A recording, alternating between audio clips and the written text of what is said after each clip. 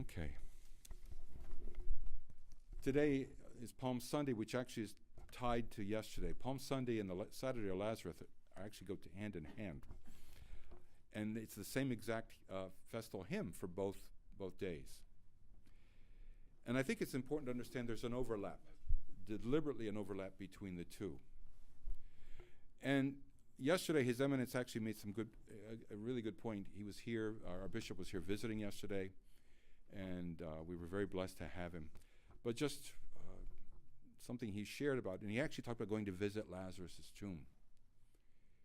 And he talked about going into, because just to let you know, the original entrance, because when he first went there, he was in the Holy Land. He said there's these steps that go down there into this real narrow passageway. And he goes, I don't get how a guy that would have been wrapped up in burial cloths would have been able to hop up out of there. But then he shared that what really had happened was a tunnel had been built to the original tomb because the Muslims had built a mosque over the original entrance to the tomb. So if you ever go to the Holy Land and go to the tomb of Lazarus, it's a tunnel that was dug by the Franciscans to get to the original tomb. And he talked about going into the darkness and the idea of a lot of people, when they go down there, they'll lay actually on the slab that Lazarus had laid on, which is a very powerful image. But he talked about the fact that how each resurrection that the Lord does intensifies. So the first one is a little girl had been a few hours dead, Jairus' daughter. We know about that.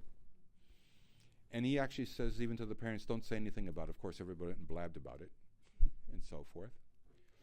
And then the next resurrection that Jesus does is a widow's son that is being brought out to the cemetery. And he meets them at the gates of the city, because cemeteries were outside, because if you touched a dead body or were near death, you were ritually impure and you couldn't participate fully in worship for at least a week. You had to go through all these purification rites. But he had been dead one whole day, because in the old world, you're buried within 24 hours. But Lazarus is dead 4 days, and there is a tradition, and people hear this, that the soul hangs around, the spirit hangs around the body for at least 3 days. But by the 4th day, we know you're really dead. And we know actually a body after about 3 days begins to have aroma to it, and so forth. And the 4 symbolizes, of course, Jesus reaching out to the whole world. The fact that at the end he's going to call all of us out of the graves. At the end, bodily will call us up. It was a sense, a type of all this, and so forth. Well, part of the issue that ties into today is the fact that rising of Lazarus is the thing that cinches it for the temple of authorities, that we got to kill him. That in giving life, we have a culture that says, you got to die. You can't do that. You can't do that, because you're upsetting our whole system here. You're upsetting the whole system. You know, when people who worship science and can't see beyond what they consider science, observable science, oh, that can't happen, it can't, it just can't, it shouldn't. And now where we see people trying to control life, creating animals from DNA, that you don't even need a sperm and an egg united anymore. You can just take DNA in that way. We're going to play God like the Tower of Babel. We're going to create, like the Nazis always wanted, a perfect race of people eventually. And it shows that we live in a culture that's very wounded and very broken in that way. So here comes the one that people are starting to understand after this all happens. And even like John says in his gospel today, they even wanted to kill Lazarus because he must be part of this whole thing. We got to get rid of him as well. And there's a tie-in to that. If we're tied to Jesus, there's going to be a reaction by the culture around us, by society around us. We're not going to fit into the mold. We can't have people who are enlivened by Christ. We can't have people whose life is centered on Jesus and the reality of the kingdom that he inaugurates here. And then add to it then, with all that, so there's a tie-in. That Jesus isn't coming alone, and this is very important. When we see the Palm Sunday icon or hear the Palm Sunday story, Jesus isn't riding alone on a donkey into Jerusalem. His disciples are with him, his apprentices, those who are committed to him, living with him, wanting to learn to work on his project to further what he's doing. And we know the idea that, he comes with humility and so on and so forth. I think this is really important, by the way, which is not what the culture expects. A Messiah is coming to kill the enemies, to destroy the enemies, to show that I'm righteous, and to get rid of those bums who don't agree with me and what I think and everything else. And suddenly he comes with humility. He's on a donkey's colt. He's not on a big stallion coming in with an army that's armed to the teeth. He's coming with people who are simple-hearted, good-natured, maybe a little larceny in their hearts at times, people who are broken, probably crowds of other people who are undesirables, outcasts, the sick, the suffering, prostitutes, tax collectors who are curious about this whole thing. They're coming in the mob. And geez, what an army, what a group is coming. Not the most desirable army that comes, not an army of people that you think would come to conquer the way it was expected a Messiah should do. But there are people who are being enlivened by Christ. And the church understands that Palm Sunday is a little slight taste, like the raising of Lazarus, of the parousia, when Christ comes at the end of time. And he's going to come to make things right. See, this is really important. We live in a world that says, God accepts me, God's got to accept me, which that's true. But we want a God that accepts all our behaviors. We don't want a God that will transform us. We want a God just to leave me alone, let me do whatever I want. And that can be even true for us as Christians, the way I want to do things. I always remind people that they have to read Matthew chapter 7, that the judgment stories talk about people who say, Lord, Lord. And at the end, Jesus says, I don't know who you are. But we did all these things in your name. We cast out demons. We healed the sick. We did healing works. I don't know who you are. I have no idea who you are. And so the idea of being close to Jesus, enlivened by Jesus. And it's not just doing good works for their own sake, because like today in the gospel reading where Jesus is at the home of Mary and Martha and Lazarus, and Mary comes out with the ointment, the expensive ointment, and Judas and I've actually had this, and this is really actually kind of true, even statistically, where somebody said to me, I don't give money to the church, I give money to charity. Then when you ask them what charities, it's like they can't name anything. It's like a riot. And Judas gets up and says, this thing could have been sold for 1 year's salary of a laborer and could have been distributed to the poor and destitute. And John points out, not that really Judas cared, but he just wanted to make a point. And Jesus makes an amazing statement. You're always going to have the poor with you. You won't always have me. And he's not saying not to care for the poor and destitute. Jesus is never saying don't care for the poor and destitute. But what he is saying is, I am the lens through which you look at all these aspects of life.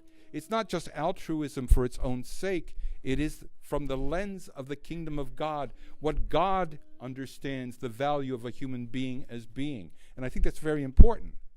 Because who needs help? Who do we help? And it's been pointed out to me, which I'm grateful for Michael, as he advocates for people that struggle with disabilities. Sometimes the advocacy goes for those who are more functional within their disabilities, but not for those who are not necessarily as functional. See, we have ways we grade who we help.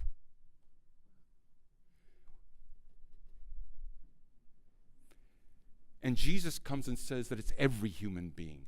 I am the lens through which you look at every human being and the value of every human being. So Jesus is coming to make things right, as he's going to do in the end. And where judgment, just to let you know, biblically speaking, where judgment plays out is not where God's going to run around with a big baseball bat and crack people on the head and say, get out of here.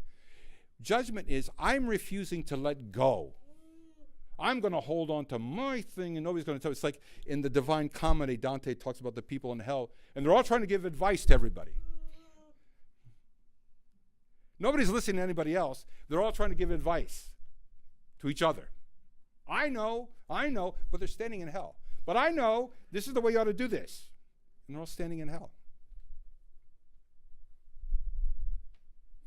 And so judgment in the biblical sense is not God arbitrarily throwing one person in and out or having this big pad of checklists and things like that. It is, am I willing to let go of what I understand to be and give myself to the understanding of God, the understanding of how God sees humanity, the understanding of what God values, to heal, to transform. And really, to give an image, the idea of going to hell is more like somebody who's holding onto the chain of a truck that's running 80 miles an hour down the road, and we're afraid to let go of the chain, and Jesus is trying to jump on top of us to let go, because this thing's going to go over a cliff. And it feels like he's hurting me when he's doing that, but he's trying to save our life. Sometimes the pain in our life is God trying to save us. He's not trying to hurt us and to harm us. That's not God. But sometimes the pain is our own ego that refuses to let go. And that's what will happen at the parousia, that like it or not, God's going to change things. Are we going to adjust to the reality of what God does? What's reality? Like if I want to go to space, I can't just get on a spaceship, and go out there just like this. I have to adapt to that environment.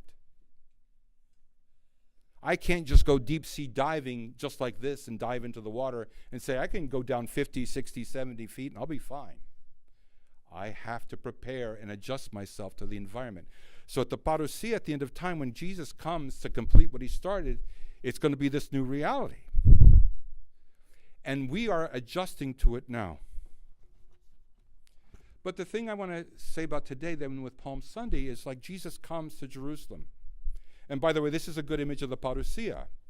There's not going to be this rapture where God's going to take everybody out before things get really bad and all this kind of stuff. When Jesus comes, he's coming, everybody's with him, and he's entering into the city. The word parousia in the ancient world was used when an emperor or some great conqueror who helped some people or saved some people, he comes to the city, the people greet him at the entrance, and they bring him into the city. He doesn't come to the city and then take everybody out of the city and go away for a while and then come back later. No, he comes into the city. And Jesus himself says this, that after all the craziness that goes on to the world, then they will see the Son of Man appear coming in the heavens with all his holy angels. And then when everybody sees him, he will call his elect, Jesus himself says. Okay? But he's coming in order, in this case, to heal. And that's what he wants to do at the end anyway, but it's whether people will resist the healing or not. And there's a lot of parallel with the trees that the branches of the palms are taken from, and later, a few days later, the tree that's called the cross and what's hanging there. That the victory will become manifest and accomplished not by overcoming others, but by surrender. That God will exhibit his power by giving up control.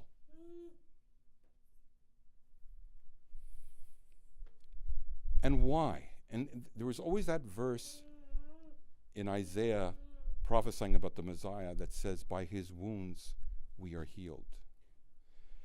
And God bless Anthony Bloom. I love an illustration he pointed out once upon a time, the late Archbishop of Orthodox Archbishop of London, who died now probably 15 years ago, but anyway, who said, when you have a twig that can't survive on its own,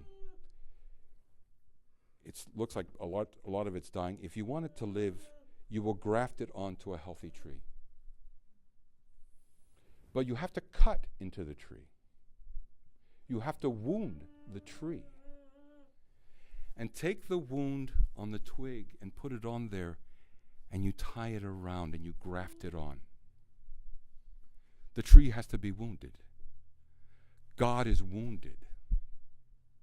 He lets himself get wounded, and he touches our wounds. And the sap starts to go from the tree into the twig. And after a while, people who are really understanding of all this. They wrap it up and so on and so forth to keep it there. After a while, it naturally, organically fuses that you could never tell that it had never been naturally part of that tree. And that's what the church is. It's the environment where this happens.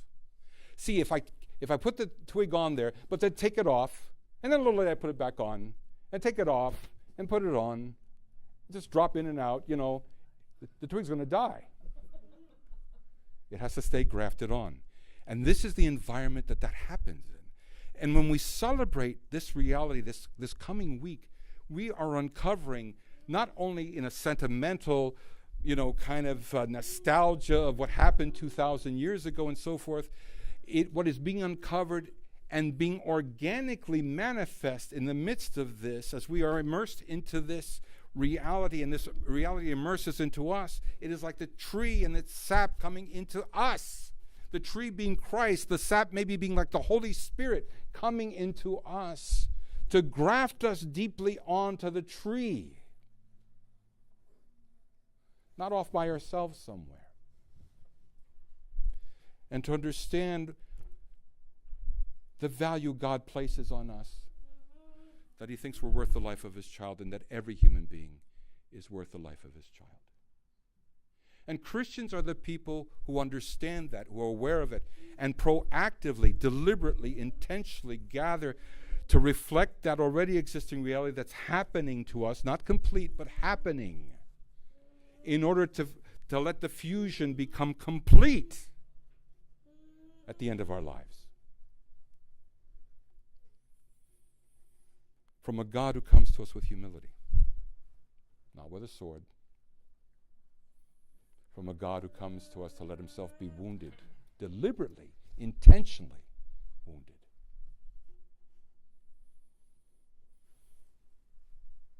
And we all have our wounds. And God now comes to us to say, bring your wounds to mine. And Thursday night, when we celebrate the Passion of Jesus, and maybe even, because there's many Orthodox churches that do this, where they actually bang on the cross to remember that, to remember what he's doing. He's attaching his wounds to ours. And then we see what comes out of the tomb 3 days later. And we come, like today, Palm Sunday, where all of those people come with him. What's going to come out of the tomb is all of us with him.